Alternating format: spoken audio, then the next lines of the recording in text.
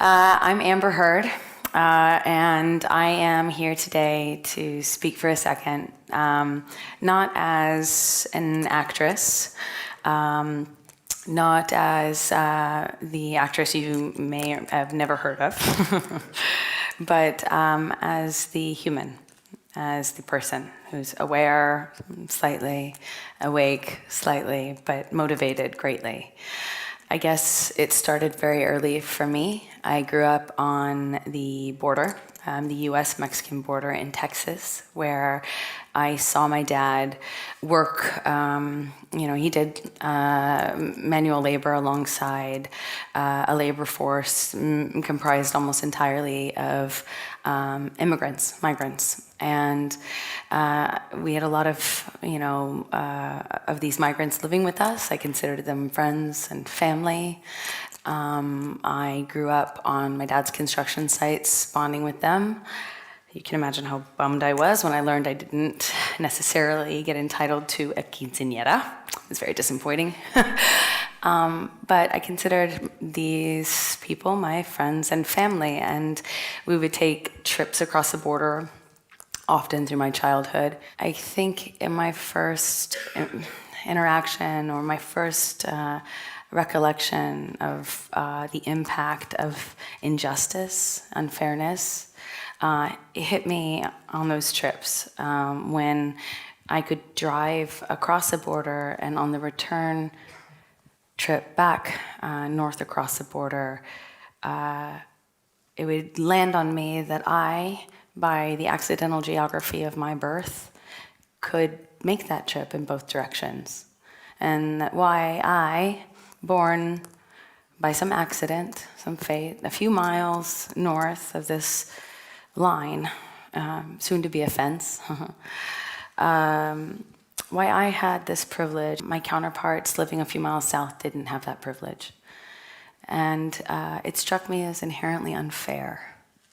And I think even kids, especially kids, have a finely tuned sense of justice, finely tuned sense of what's fair.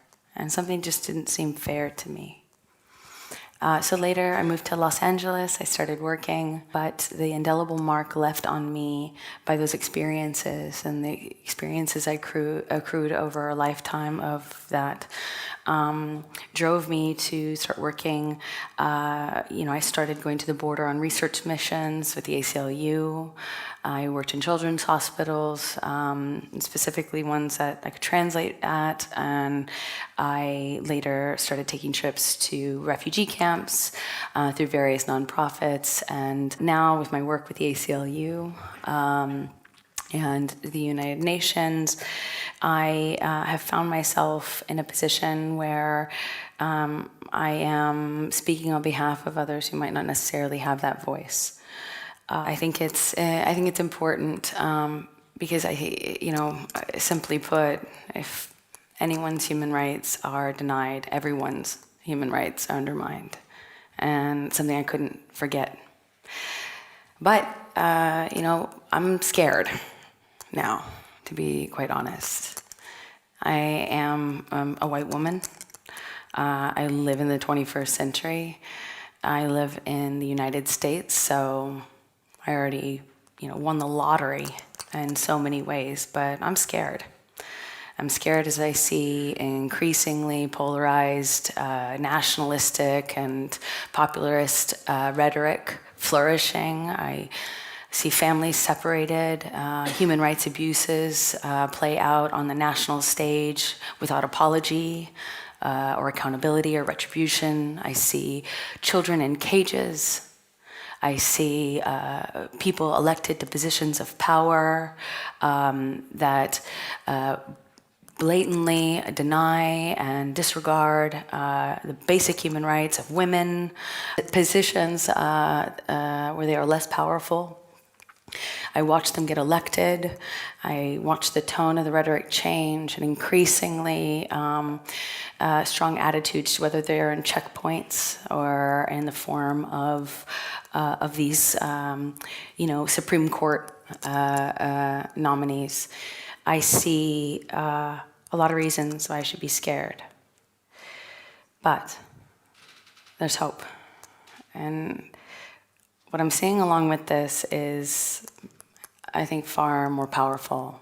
I'm seeing a groundswell of energy, of excitement, enthusiasm that has left a generation like mine used to a certain amount of luxury and expectation for that luxury, have left us somewhat apathetic and disengaged, and I have seen that all turn around lately, or especially lately, as I see a grassroots groundswell of galvanization. People like this, amazing young activist I met recently called Amanda Nguyen, who took an incredible tragedy that befell her and turned it into ammunition.